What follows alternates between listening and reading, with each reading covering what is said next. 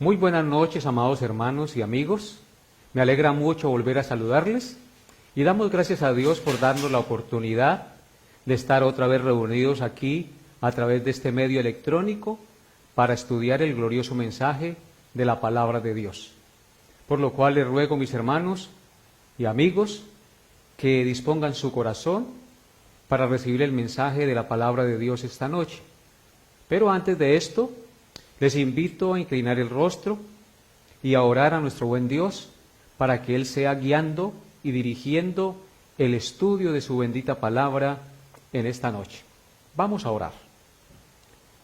Amado Dios y Padre nuestro, una vez más te damos gracias por la oportunidad de darnos el privilegio en este miércoles de disponer tiempo para ti, de estar dispuestos a estudiar el mensaje glorioso de tu palabra, de meditar en uno de sus textos sagrados.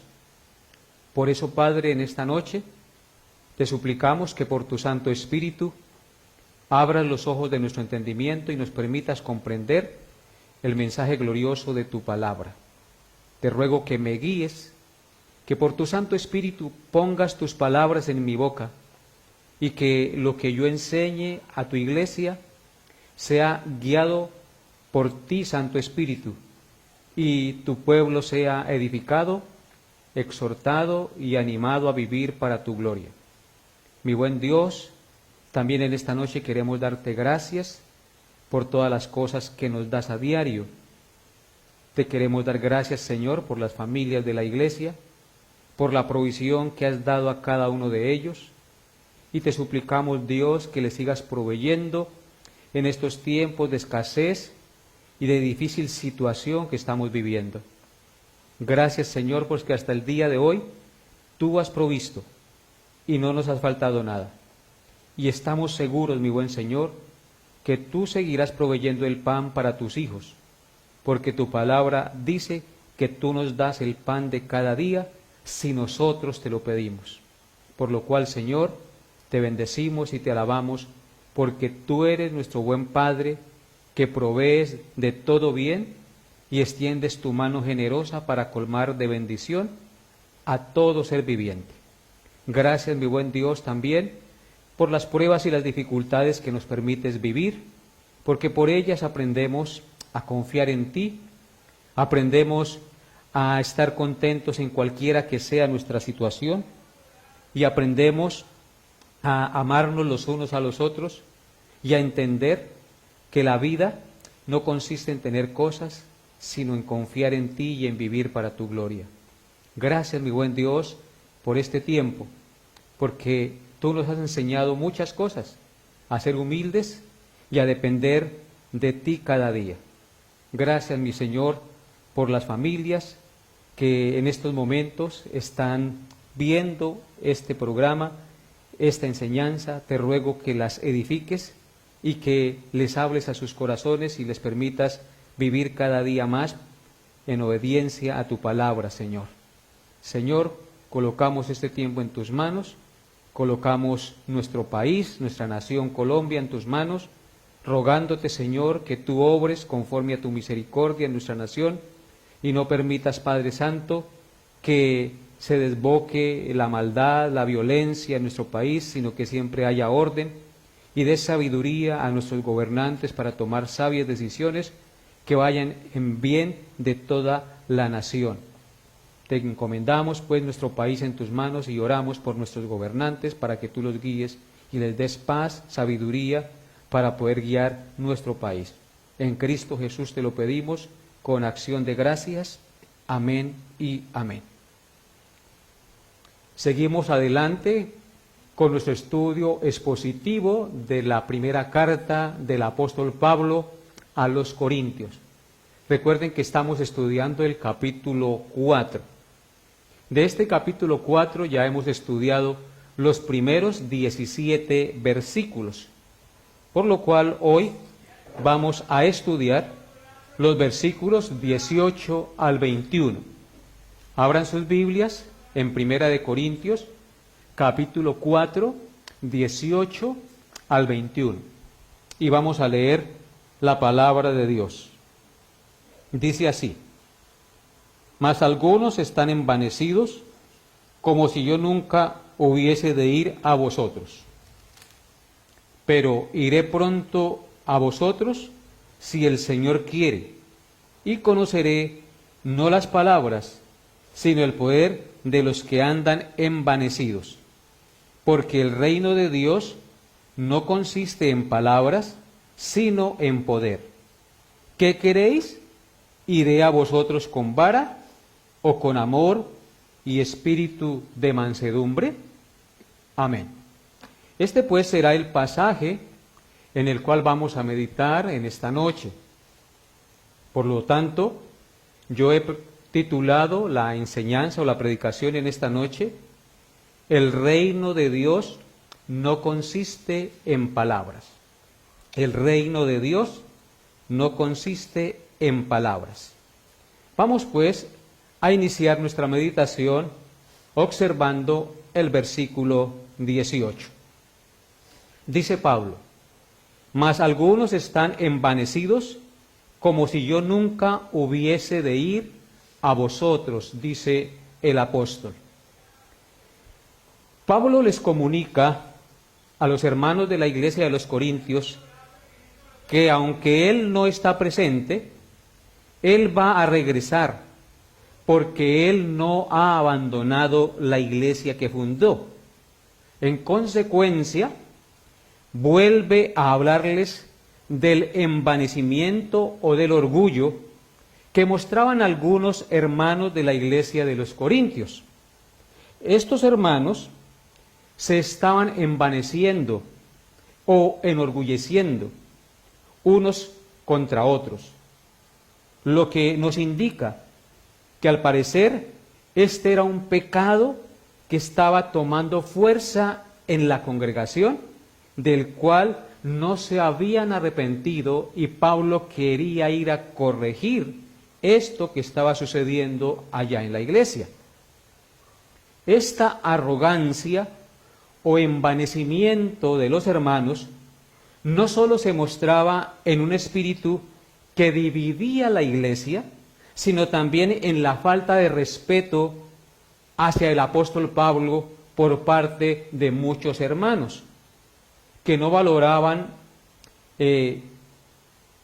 al apóstol del Señor, que con gran esfuerzo y sacrificios había enseñado el Evangelio como con dolores de parto, hasta que Cristo fue formado en ellos, convirtiéndose así el apóstol Pablo en su padre espiritual, tal como lo vimos hace 8 días en el versículo 15 de este capítulo. Escuchen lo que Pablo les dijo: porque aunque tengáis 10.000 años en Cristo, no tendréis muchos padres, pues en Cristo Jesús yo os engendré por medio del Evangelio. Pablo era el padre espiritual de estos hermanos, y por eso él les está diciendo que irá pronto a verlos para corregir el orgullo o el envanecimiento que estos hermanos estaban mostrando unos para con otros, y también en la falta de respeto y de agradecimiento para con el apóstol como su padre espiritual. Por consiguiente, el apóstol Pablo quería que estos envanecidos, arrogantes y orgullosos se arrepintieran de su pecado, para que este mal no invadiera la congregación. Ellos debían entender que Dios aborrece a los orgullosos y a los malagradecidos. Por tanto, debían arrepentirse de su pecado y vivir como verdaderos hijos de Dios. Yo quiero que vayamos por un momento a Proverbios capítulo 8, versículo 13, y miremos lo que el Señor dice acerca de los arrogantes y orgullosos. Proverbios capítulo 8, verso 13. Proverbios 8, verso 13. Dice así la palabra de Dios: el temor de Jehová es aborrecer el mal, la soberbia y la arrogancia, el mal camino y la boca perversa aborrezco. Claramente nos damos cuenta en este pasaje, amados hermanos, lo que Dios aborrece. Dice que Él aborrece la soberbia y la arrogancia, el mal camino y la boca perversa. Y estos hermanos, aunque creyentes en Cristo, estaban ensoberbecidos, estaban llenos de arrogancia, henchidos de orgullo, y entonces estaban andando por mal camino. Y aquí nos dice que Dios aborrece la soberbia y la arrogancia. Por tal motivo, estos hermanos debían arrepentirse de su pecado y volver al camino, para que la iglesia no sufriera su mal ejemplo y causaran mal en medio de la congregación. Miremos ahora lo que dice el Salmo 97, versículo 10, acerca de este mismo tema. Salmo 97, versículo 10. Dice así: los que amáis a Jehová, aborreced el mal. Él guarda las almas de sus santos, de mano de los impíos los libra. Claramente aquí el salmista nos dice que los que amamos a Jehová debemos aborrecer el mal. Y estos hermanos allí, pues amaban a Dios, creían en Cristo, pero estaban tolerando el pecado, estaban practicando el pecado. Por tal razón, ellos como creyentes debían entender que como hijos de Dios debían aborrecer el mal, tal como usted y como yo debemos hacerlo, amados hermanos. Nosotros debemos aborrecer el pecado, aborrecer el mal, la arrogancia, el orgullo, porque eso está muy metido en nosotros y fácilmente en nosotros se manifiesta la arrogancia y el orgullo, y fácilmente nos quedamos practicando ese pecado y no lo corregimos. Dios nos invita en esta noche a que nosotros corrijamos este mal, a que nosotros entendamos que no es de los hijos de Dios consentir el pecado en nuestra vida, porque no estamos dando testimonio de lo que somos como hijos de Dios, la sal y la luz del mundo. Ahora miremos otro texto, Salmo 138, versículo 6. Salmo 138, versículo 6. Dice así: porque Jehová es excelso y atiende al humilde, mas al altivo mira de lejos. Este es un tremendo pasaje que nos exhorta y nos confronta profundamente, amados hermanos. Dice, porque Jehová es excelso y atiende al humilde. ¿A quién atiende Dios? ¿A quién oye Dios? Dice aquí que al humilde, aquel que reconoce que no es nada delante de Dios, aquel que reconoce que lo que es, lo es por la gracia de Dios. Tú y yo debemos ser humildes, porque así Dios escucha nuestras oraciones. Y dice el texto, mas al altivo mira de lejos. Así es que examínese, amigo, hermano que me escucha. ¿Realmente usted es humilde o sigues practicando el orgullo, la arrogancia y la altivez en su vida? Recuerde estas palabras, que Dios mira de lejos al altivo, a aquel que es orgulloso y no se humilla ante su Dios y muestra que realmente Dios es su Señor y Salvador. Y por ejemplo, también miremos en Filipenses capítulo 2, verso 3, cuál debe ser nuestra actitud como hijos de Dios. Filipenses 2, verso 3. Dice así el texto sagrado: nada hagáis por contienda o por vanagloria, antes bien con humildad, estimando cada uno a los demás como superiores a él mismo. Claramente el texto nos dice, ponga sus ojos en el texto, dice el Señor que no debemos hacer nada por contienda o por vanagloria. Hay muchos hermanos que hacen las cosas en la iglesia y contienden o lo hacen también por vanagloria, es decir, para que los admiren, que ellos sí son los más súper espirituales. Y esa es una actitud incorrecta.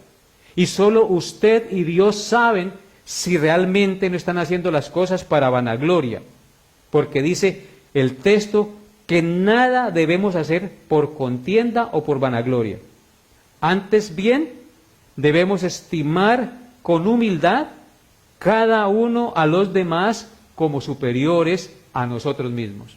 La humildad se muestra en tener la capacidad dada por el Espíritu Santo, hermanos, de reconocer que los demás son superiores a nosotros, de reconocer que nosotros no somos nada en sí mismos, que lo que somos lo somos por la gracia de Dios, que lo que practicamos y hacemos en este mundo es porque Dios nos lo permite hacer, por lo tanto a Él es la gloria. Si nosotros nos miramos los unos a los otros de esa manera, no va a haber orgullo ni arrogancia en medio de nosotros. Si yo miro a mi hermano superior a mí y mi hermano me mira superior a él, entonces nos vamos a mirar como iguales. No va a haber orgullo ni vanagloria en medio de la congregación ni en la familia, hermanos. Este es un principio que debemos utilizar, el cual debemos practicar cada día como hermanos en Cristo en nuestra congregación. Así es que Pablo dice aquí en el texto que estamos estudiando de 1 Corintios 4:18, mas algunos están envanecidos como si yo nunca hubiese de ir a vosotros. Ahora continuemos con el verso 19. Dice así la palabra de Dios de 1 Corintios 4:19. 1 Corintios 4:19, siguiendo con nuestro estudio expositivo. Dice: pero iré pronto a vosotros si el Señor quiere, y conoceré no las palabras, sino el poder de los que andan envanecidos, es decir, de los que andan enorgullecidos. ¿Leyeron conmigo el pasaje, hermanos? Porque es necesario que ustedes tengan su Biblia abierta y lean conmigo para comprender el mensaje. Lean conmigo nuevamente el texto. 1 Corintios, capítulo 4, verso 19. Dice Pablo: pero iré pronto a vosotros si el Señor quiere, y conoceré no las palabras, sino el poder de los que andan envanecidos. Amén. Pablo en este versículo nos enseña dos cosas muy importantes.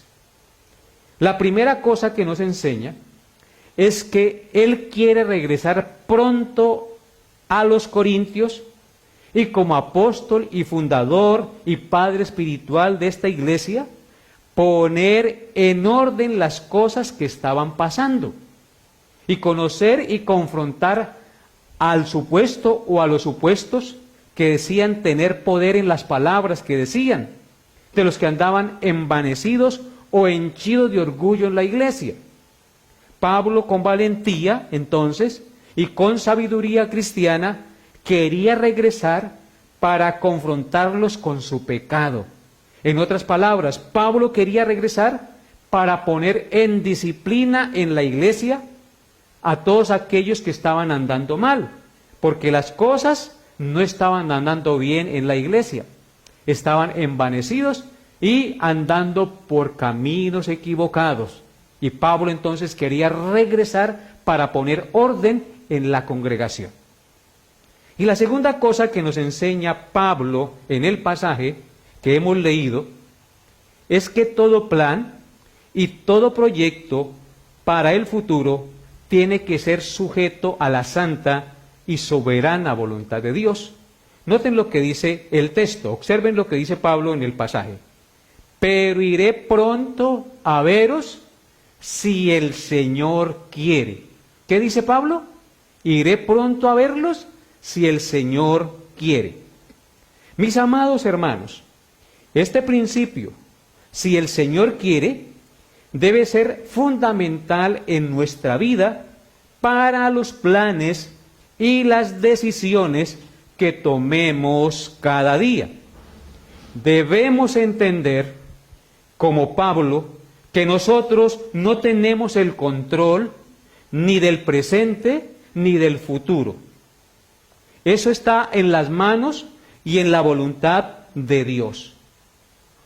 Pablo tenía muy buenas intenciones y disposición de regresar a la iglesia de los Corintios, pero era consciente que eso se daría solo si el Señor se lo permitía. Él era muy consciente de eso, solo si el Señor se lo permitía. Por eso él dice, pero iré pronto a veros si el Señor quiere. Pero amados hermanos, también en esto quiero hacer una aclaración. Esto no es cuestión de simplemente decir si el Señor quiere. No es cuestión de usar una fórmula de palabras religiosas. ¿Por qué lo digo? Porque muchas veces planeamos cosas y utilizamos la palabra si el Señor quiere. Lo haremos, pero en realidad no lo estamos haciendo de corazón. No queremos que se haga la voluntad de Dios, sino nuestra voluntad. Cuando el Señor no nos aprueba lo que estamos pensando, entonces nos ponemos tristes y desilusionados. Entonces, mis amados hermanos, cuando digamos, si el Señor quiere, debemos tener una actitud de corazón humilde y muy sumisa que reconoce sinceramente que sin el permiso y sin la ayuda de Dios no podemos hacer nada.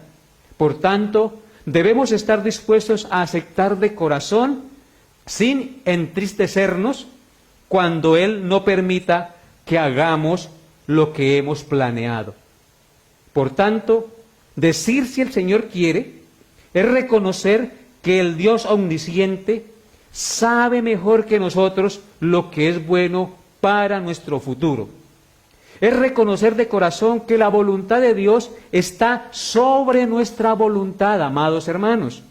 Y por tal motivo estamos sujetos a su voluntad, porque no nos mandamos a nosotros mismos, ni podemos hacer siempre lo que queremos.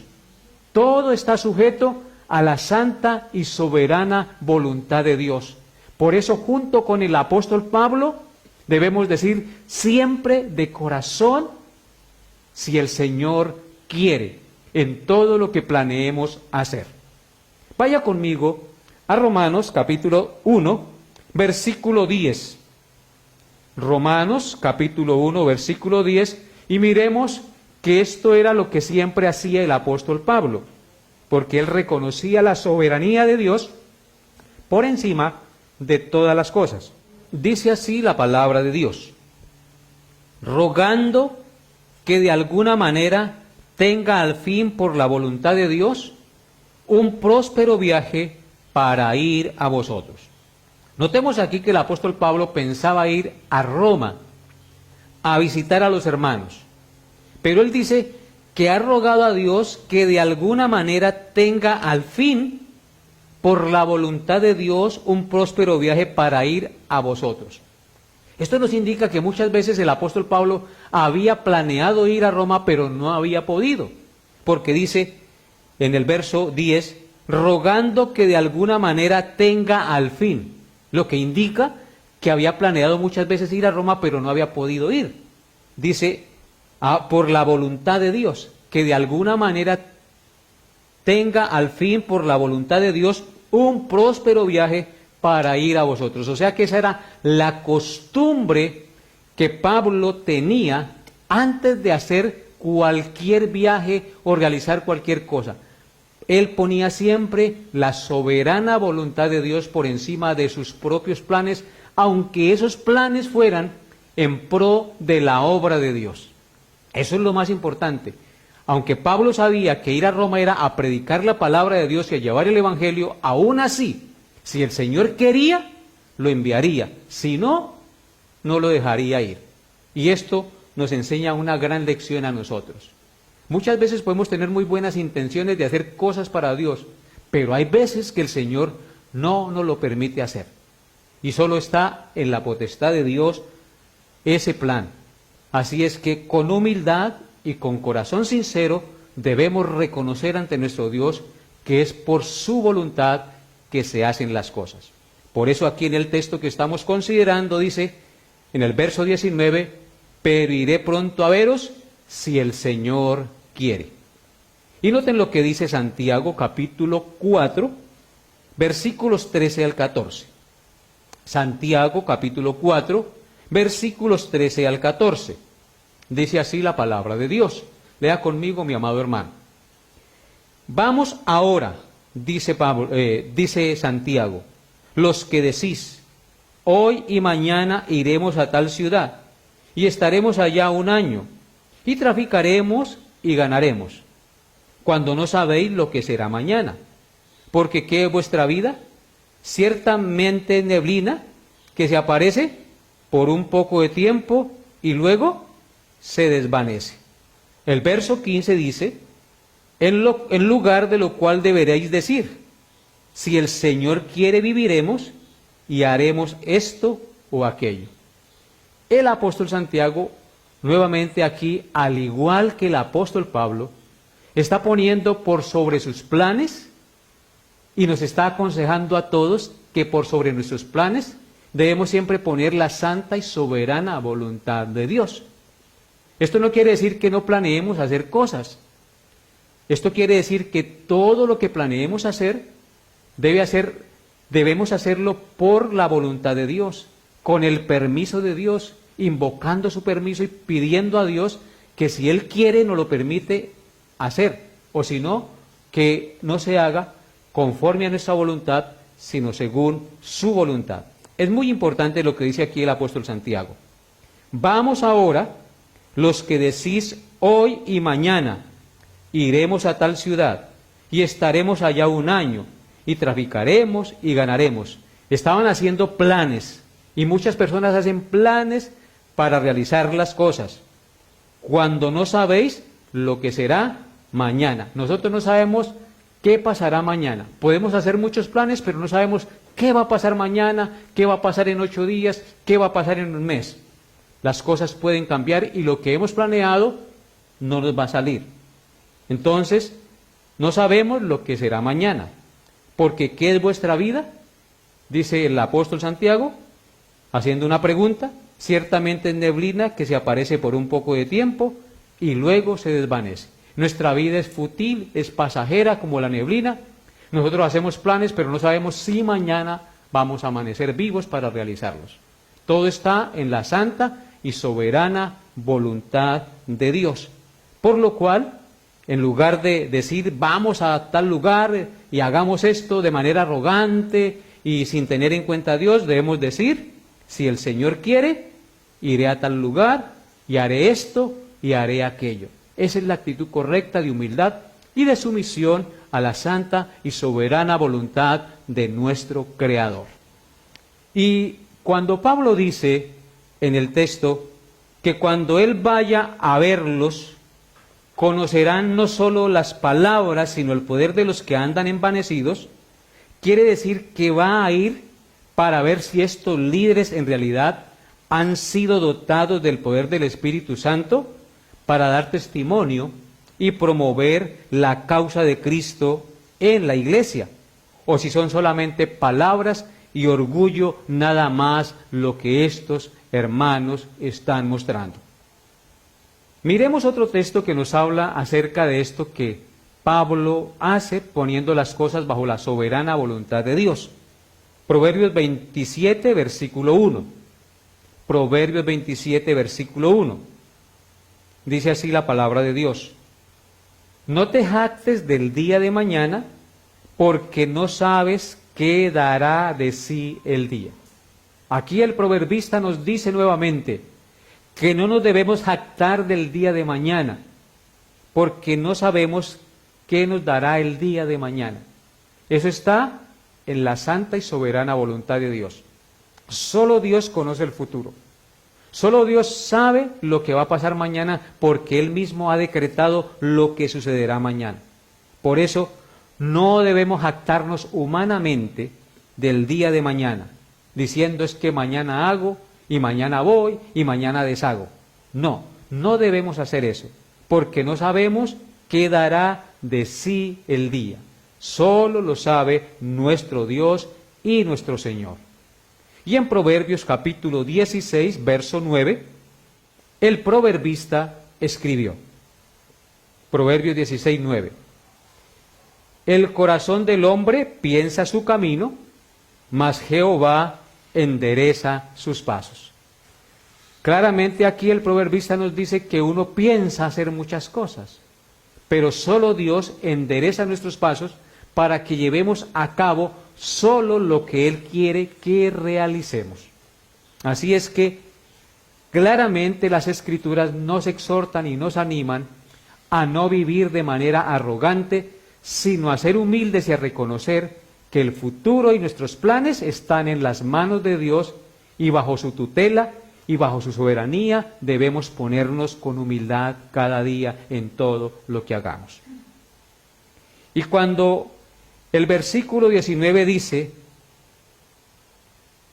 que cuando vaya a verlos, conocerá no solo las palabras, sino el poder de los que andan envanecidos, quiere decir que va a ir para ver si estos líderes en realidad han sido dotados del poder del Espíritu Santo para dar testimonio y promover la causa de Cristo en esta iglesia, o si son solo palabras y orgullo nada más. Ahora continuemos con el verso 20 del pasaje que estamos desarrollando. Verso 20 de Primera de Corintios. Dice así la palabra de Dios. Porque el reino de Dios no consiste en palabras, sino en poder. El reino de Dios no consiste en palabras, sino en poder. En primer lugar, quiero aclarar que la expresión reino de Dios en este contexto indica pertenecer a la iglesia del Señor, es decir, formar parte de su pueblo, formar parte de su membresía por medio del Evangelio del Señor Jesucristo. ¿Por qué lo digo? Que la expresión reino de Dios significa formar parte de la iglesia del Señor, por lo que Cristo dijo en Marcos capítulo 1, versículos 14 al 15. Marcos 1, 14 al 15. Dice así el Señor: después de que Juan fue encarcelado, Jesús vino a Galilea predicando el Evangelio del reino. ¿Qué vino predicando Jesucristo después de que fue Juan encarcelado? El reino de Dios, dice el texto, diciendo: el tiempo se ha cumplido y el reino de Dios se ha acercado. Arrepentíos y creed en el Evangelio.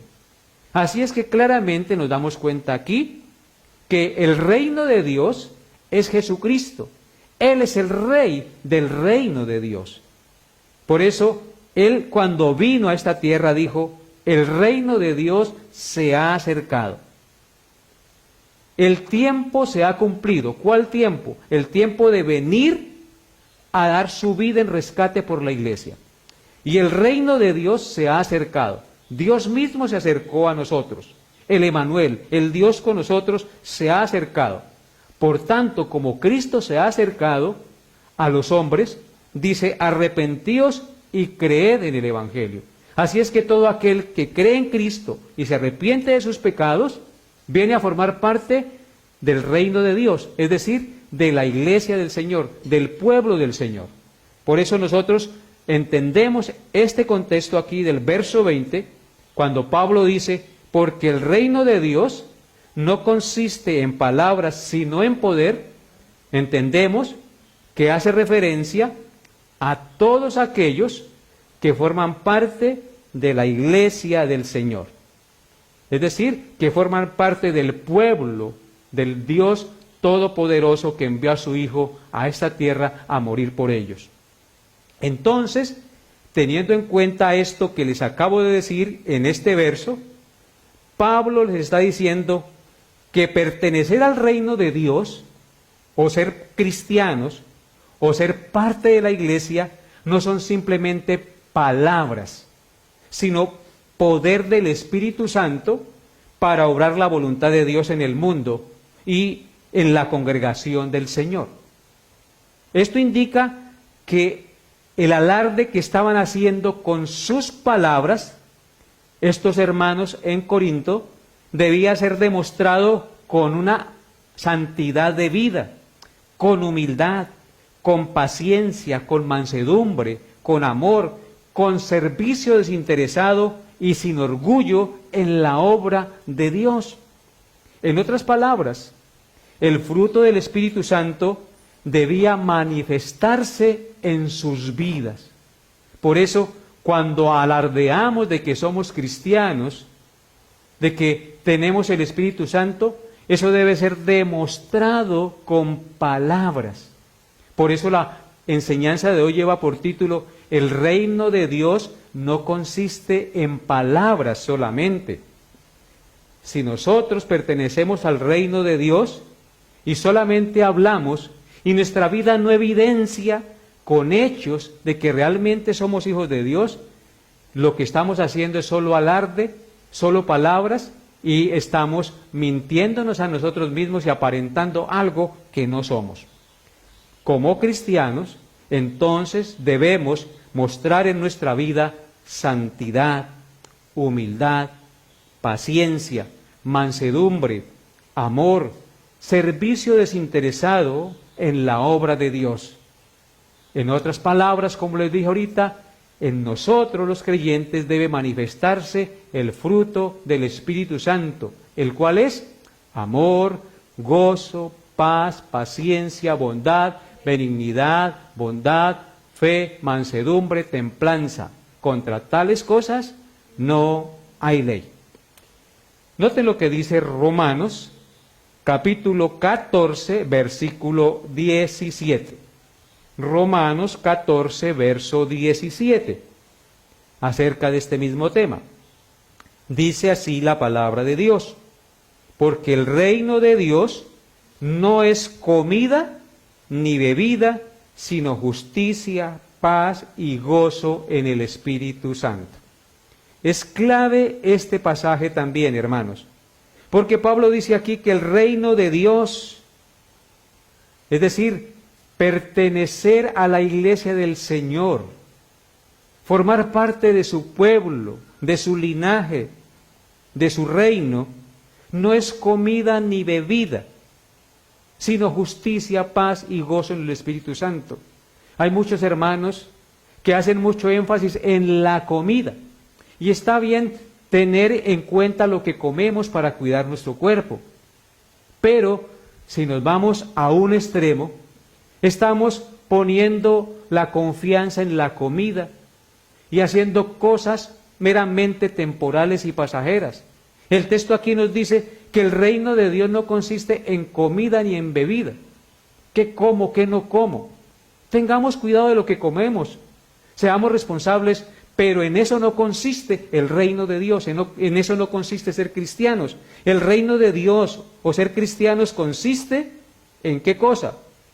En justicia, paz y gozo en el Espíritu Santo. Es decir, justicia quiere decir que vivamos una vida recta, justa, agradable a los ojos de Dios, que toda decisión que tomemos sea agradable a los ojos de Dios en obediencia a los mandamientos del Señor. Paz, es decir, que tengamos la confianza en Jesucristo, porque el Señor Jesucristo dijo: mi paz os dejo, mi paz os doy, yo no la doy como el mundo la da, no se turbe vuestro corazón ni tenga miedo. Si yo como cristiano vivo lleno de miedo, de angustias y de desesperanza, pues no estoy mostrando que realmente sirvo y amo a Cristo. El reino de Dios consiste en paz, en justicia, y luego dice, y gozo en el Espíritu Santo. Cuando usted y yo comprendemos lo que ha hecho Cristo por nosotros, ese maravilloso sacrificio que nos redime y nos libra de la condenación eterna y nos da la vida eterna, tenemos gozo en el Espíritu Santo, porque sabemos que somos hijos de Dios, porque sabemos que ahora pertenecemos al pueblo de Dios y que todas sus promesas nos pertenecen, y que con Él estoy completo, y que con Él tengo vida eterna, y que con Él todo será hermoso, precioso y maravilloso, porque estamos en aquel que es el dueño de la vida y la fuente de la sabiduría. Así es que el reino de Dios no consiste en comida ni en bebida, ni en palabras. El reino de Dios consiste en mostrar el fruto del Espíritu Santo en nuestra vida.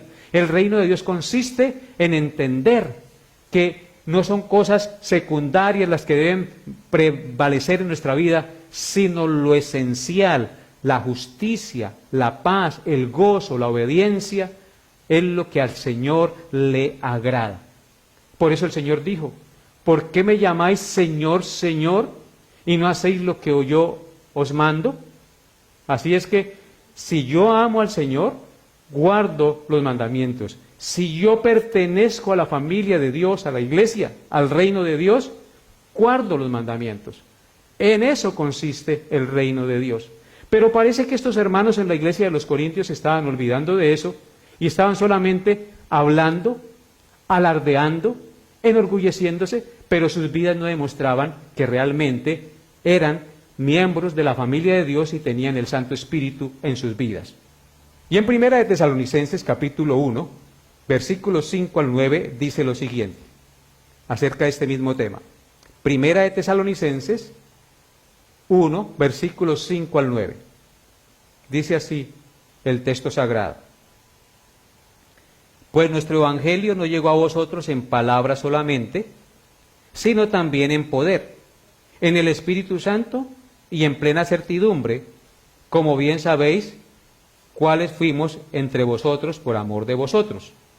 Y vosotros vinisteis a ser imitadores de nosotros y del Señor, recibiendo la palabra en medio de gran tribulación, con gozo del Espíritu Santo, de tal manera que habéis sido ejemplo a todos los de Macedonia y de Acaya que han creído, porque partiendo de vosotros ha sido divulgada la palabra del Señor, no solo en Macedonia y Acaya, sino que también en todo lugar vuestra fe en Dios se ha extendido, de modo que nosotros no tenemos necesidad de hablar nada, porque ellos mismos cuentan de nosotros la manera en que recibisteis y cómo os convertisteis de los ídolos a Dios para servir al Dios vivo y verdadero.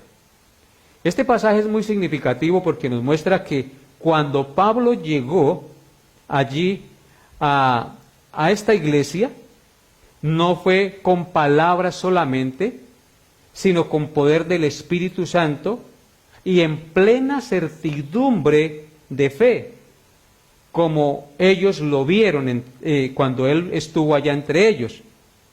Y dice en el verso 6, y vosotros vinisteis a ser imitadores de nosotros y del Señor, recibiendo la palabra en medio de gran tribulación con gozo del Espíritu Santo. ¿Cómo recibieron estos hermanos la palabra de Dios? Con gozo del Espíritu Santo. Y fueron imitadores de Pablo y todo su equipo misionero, que con entrega, que con sacrificio les enseñaron y les predicaron la palabra de Dios. Estos hermanos imitaron a Pablo y a sus seguidores. Y entonces se manifestó en sus vidas, aún en medio de la gran tribulación que estaban viviendo, el gozo del Espíritu Santo, porque entendieron que conocer a Cristo era superior a todas las tribulaciones y angustias que estaban viviendo.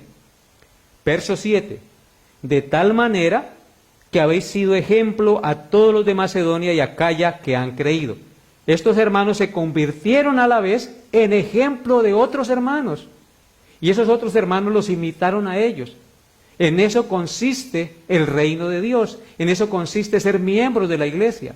En ser ejemplo a los demás para que sigan a Cristo y confíen en el Señor. Y en el verso 8 dice, ¿por qué razón fueron ejemplo? Porque partiendo de vosotros ha sido divulgada la palabra del Señor, no solo en Macedonia y Acaya, sino que también en todo lugar vuestra fe en Dios se ha extendido, de modo que nosotros no tenemos necesidad de hablar nada.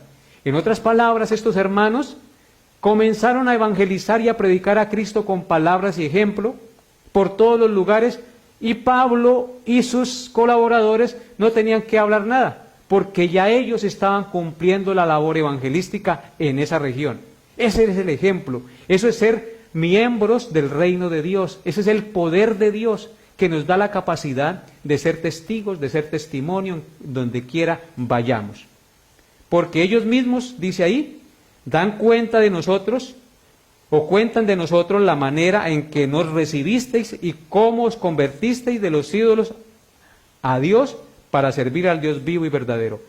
Ellos habían sufrido un cambio radical en sus vidas, se habían convertido de los ídolos para servir al Dios vivo y verdadero. Antes servían a cosas pasajeras, a los ídolos de los dioses falsos, pero ahora sirven al Dios vivo y verdadero porque recibieron el mensaje, lo atesoraron en su corazón y el poder del Santo Espíritu los motivó y los llevó a obrar en poder con ejemplo y con palabras, enseñando el Evangelio a otros. Y esto es maravilloso y un gran ejemplo para nosotros. Y el versículo 21, para terminar nuestro estudio, dice lo siguiente, es de nuestro pasaje en 1 Corintios 4. 1 Corintios 4, 21. ¿Qué queréis? ¿Iré a vosotros con vara o con amor y espíritu de mansedumbre? Este versículo, con el cual terminamos nuestra meditación el día de hoy, nos muestra que Pablo les escribe a los creyentes para que ellos decidan cómo quiere que él vaya a verlos para corregir los pecados que ellos están practicando, en los cuales ellos están cayendo y por consiguiente blasfemando el nombre de Cristo. Pablo les dice, ¿qué quieren? ¿Que vaya a vosotros con vara o que vaya a vosotros con amor y espíritu de mansedumbre? Les hace esas dos preguntas. La vara en la Biblia es un instrumento que Dios ordena que los padres deben usar para disciplinar y corregir a sus hijos pequeños cuando se empeñan en obrar mal y no se arrepienten. La vara es utilizada para castigo, para que los jovencitos, los niños se aparten de su pecado y corrijan su vida. Por ejemplo, en Proverbios 22:15 dice lo siguiente acerca de la vara. Dice Proverbios 22:15, la necedad está ligada en el corazón del muchacho, mas la vara de la corrección la alejará de él. Así es que vemos aquí que en la antigüedad, y nosotros también hoy en día debemos utilizar la varita para corregir a nuestros hijos, porque ellos nacen con la insensatez en su corazón. Dice que la necedad está ligada al corazón del muchacho, pero la vara de la corrección lo alejará de la insensatez. Así es que entonces, Pablo les dice aquí, ¿qué quieren? ¿Que vaya a vosotros con vara o que vaya con espíritu de mansedumbre y con espíritu de amor?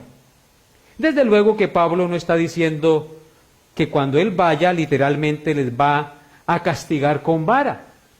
No, él no se está refiriendo a un acto literal, sino que usa esta figura para hacerles ver que vendrá a ellos en el poder del Espíritu Santo y como Padre espiritual y como apóstol del Señor pondrá disciplina o pondrá en disciplina a quienes estén en pecado si no se arrepienten.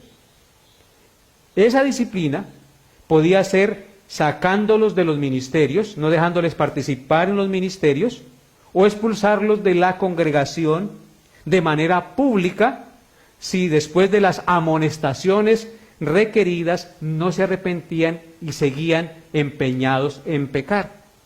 Esa sería la vara de la disciplina, de la que Pablo dice, ¿qué quiere? Que vaya a ustedes con vara, es decir, que vaya, los discipline, les quite el ministerio que están haciendo y públicamente los saque de la congregación porque ustedes no están obrando, sino están trayendo división, contiendas y desamor en la iglesia. ¿Qué quieren? ¿Que vaya con esa vara de disciplina? Eso es lo que quiere Pablo decirles. O la otra opción era que ellos reconocieran a través de la carta que él les enviaba, reconocieran su pecado, se arrepintieran y se apartaran del pecado que estaban cometiendo, para que cuando Pablo fuera, ya ese pecado se hubiera corregido y él no fuera con la vara de la disciplina, sino con amor y con espíritu de mansedumbre a enseñarles la palabra de Dios que debe cambiar nuestro corazón sin necesidad de usar métodos más agresivos o más duros a aquellos que conocen la verdad. Entonces ellos decidirían con qué actitud Pablo llegaría ante ellos cuando él fuera. Debemos entonces recordar que hay amor aún en el castigo. Cuando somos castigados, cuando somos disciplinados, eso indica que somos amados por el Señor. Ustedes recuerdan lo que él dijo en Hebreos capítulo 12, verso 6. Porque el Señor al que ama disciplina y azota a todo aquel que recibe por hijo. Todo padre que ama a su hijo lo disciplina y lo azota. Pablo iría a esta iglesia como padre espiritual a disciplinarlos, a corregir su pecado, porque los amaba. Él los consideraba sus hijos espirituales. Con amor, con lágrimas, con esfuerzo, les enseñó el Evangelio. Y no quería que ellos se desviaran de la verdad. Y por tanto entonces va a ir a esta iglesia a corregir eso que está deficiente para que la iglesia se enderece y ame y honre a aquel que la tomó de las tinieblas a su luz admirable. Entonces aquí Pablo, para terminar el estudio de nuestro pasaje, contrasta dos cursos de acción al llegar a la iglesia de Corintio. Dejaba que ellos decidieran con cuál actitud iban a llegar.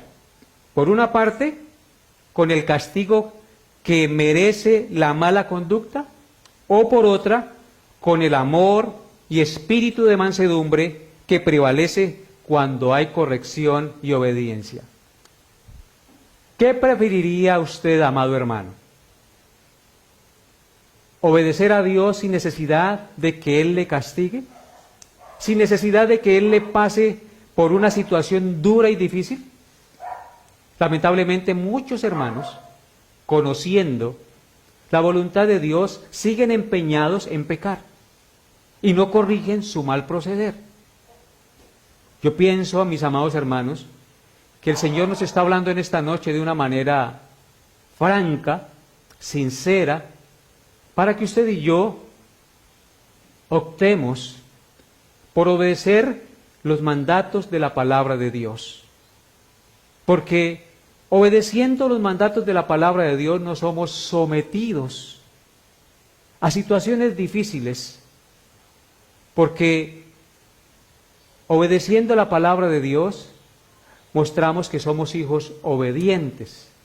Pero si rehusamos someternos a la voluntad de Dios y vivimos en orgullo, en arrogancia, tal vez el Señor use de disciplina para hacernos entender que así no debemos vivir. Examina hoy tu vida y mire a ver si realmente estás viviendo a la luz de la palabra de Dios. Si hay orgullo, si hay arrogancia, si hay mentiras en ti, si hay pecado en tu vida, examínate. Y si lo estás cometiendo, con humildad y con un espíritu reverente, humíllese delante de Dios, confiese su pecado delante de Él y pídale al Señor que le lave y le limpie de su maldad para poder vivir cada día como Él quiere que vivamos, en santidad y en justicia y en el gozo del Espíritu Santo de ser hijos de Dios y de vivir como Él quiere que vivamos en este mundo. Que Dios le llene de su gracia, mis amados hermanos, y nos conceda ser la sal y la luz de este mundo. Que con nuestro ejemplo podamos influenciar a otros, que no solamente sean palabras las que digamos, sino que nuestra vida evidencie que realmente somos hijos de Dios, porque Dios se agrada. Recuerden lo que Él dijo: Dios resiste a los soberbios y da gracia a los humildes. Así es que le invito hoy a que con humildad de corazón usted reconozca su pecado y entienda que solo teniendo en cuenta la palabra de Dios y no desviándonos ni a diestra ni a siniestra viviremos en obediencia a Dios y sólo así agradaremos delante de sus ojos. No nos sometamos, pues, a la disciplina del Señor. No esperemos que el Señor nos haga pasar por situaciones difíciles debido a nuestra falta de obediencia y de humildad. Dios dice su palabra: los que amáis a Jehová, aborreced el mal, porque Él guarda las almas de los santos. Porque Jehová es excelso y atiende al humilde, mas al altivo mira de lejos. No seas altivo. Sé humilde y reconoce su pecado, y el Señor te exaltará. Que Dios te llene de la gracia para poder obedecer su palabra y así vivir para su gloria. Oremos. Amado Dios, gracias por lo que nos has enseñado en este día. Gracias, Señor, por hacernos entender que el cristianismo, que el reino de Dios, que el pertenecer a la iglesia no son solo palabras, sino que es poder en el Espíritu Santo. Si realmente hemos creído en ti, tenemos el Espíritu Santo y podemos ser testigos de Cristo, no solo con palabras, sino con hechos tangibles de humildad, de obediencia, de amor, de entrega, de servicio, de paz. Ayúdanos, Señor, para poder reflejar a Cristo en medio de este mundo que tanto necesita, para que las familias que nos vean puedan ser influenciadas con las palabras de tu palabra y con nuestro testimonio de vida, porque aplicamos tu palabra a nuestra vida, Señor. Gracias por escucharnos, Señor. Bendice a cada hermano, a cada amigo que nos está viendo y escuchando esta noche. Que la luz de Cristo ilumine su mente y su corazón. Que les dé paz y guíe sus pasos por la senda recta. Que los traigas al arrepentimiento y a la fe en tu Hijo Jesucristo. Que reconozcan que apartados de ti nada bueno podemos hacer. Ayúdanos, Señor, y concédenos seguir perseverando mientras estemos vivos en ti, porque solo tú das la paz y el verdadero conocimiento y la verdadera sabiduría. Gracias, Señor Jesús, por haber dado tu vida en la cruz por nosotros, por haber pagado la deuda de nuestros pecados y habernos reconciliado con el Padre Celestial. Te alabamos y te bendecimos, Altísimo Señor, y te damos gracias porque solo tú nos has amado con amor eterno. En Cristo Jesús te alabamos, Padre Santo. Amén y amén. Hasta aquí nuestra enseñanza por el día de hoy. Nos vemos, Dios mediante, el próximo miércoles, amados hermanos, y que Dios los guarde durante la semana. Bendiciones.